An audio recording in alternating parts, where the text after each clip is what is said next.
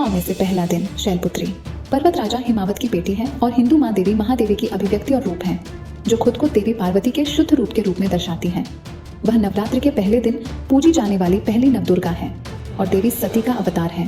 9 में से दूसरा दिन ब्रह्मचारिणी का अर्थ है एक समर्पित महिला छात्रा जो अपने गुरु के साथ अन्य छात्रों के साथ आश्रम में रहती है। वह महादेवी के नवदुर्गा रूपों का दूसरा स्वरूप है। देवी की पूजा नवरात्रि के दूसरे दिन नवदुर्गा की 9 दिव्य रातें की जाती है। देवी ब्रह्मचारिणी सफेद वस्त्र पहनती हैं और अपने दाहिने हाथ में जपमाला और बाएं हाथ में पानी का बर्तन कमंडल रखती हैं। 9 में से तीसरे दिन चंद्र घंटा का अर्थ है वह जिसके पास घंटे के आकार का आधा चंद्रमा है। उसकी तीसरी आंख हमेशा खुली रहती है और वह राक्षसों के खिलाफ युद्ध के लिए हमेशा तैयार रहती है। उन्हें चंद्रघंटा, चंडिका या रणचंडी के नाम से भी जाना जाता है। उनकी पूजा नवरात्रि के तीसरे दिन नवदुर्गा की 9 दिव्य रातें होती है। ऐसा माना जाता है कि वह अपनी कृपा, बहादुरी और साहस से लोगों को पुरस्कृत करती है। इनकी कृपा से भक्तों के सभी पाप, कष्ट, शारीरिक कष्ट, मानसिक क्लेश और प्रेत बाधाएं नष्ट हो जाती हैं।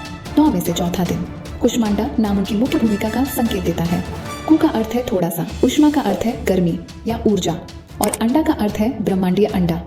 नवरात्रि के त्योहार के चौथे दिन कुष्मांडा की पूजा की जाती है और माना जाता है कि वह स्वास्थ्य में सुधार करती है और धन और शक्ति प्रदान करती है। देवी कुष्मांडा के 8 हाथ हैं और इस वजह से उन्हें अष्टभुजा देवी के नाम से भी जाना जाता है। ऐसा माना जाता है कि सिद्धियां और निधियां प्रदान करने की सारी शक्ति उनकी जपमाला में स्थित है।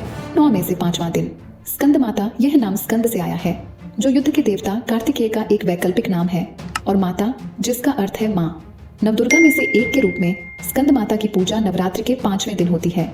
इनका निवास विशुद्ध चक्र में है। स्कंद माता 4 भुजाओं वाली, 3 आंखों वाली और शेर पर सवारी करने वाली है।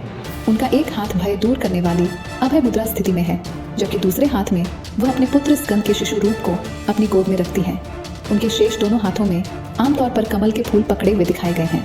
9 में से छठा दिन कात्यायनी को अत्याचारी राक्षस महिषासुर के हत्यारे के रूप में देखा जाता है।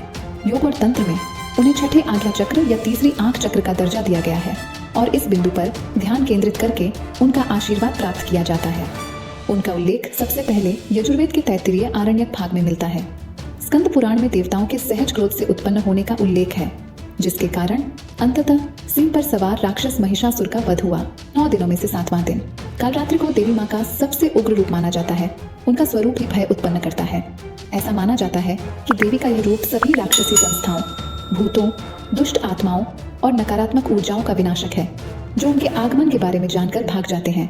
कालरात्रि को शुभंकारी के नाम से भी जाना जाता है, जिसका संस्कृत में अर्थ शुभ अच्छा करने वाला है।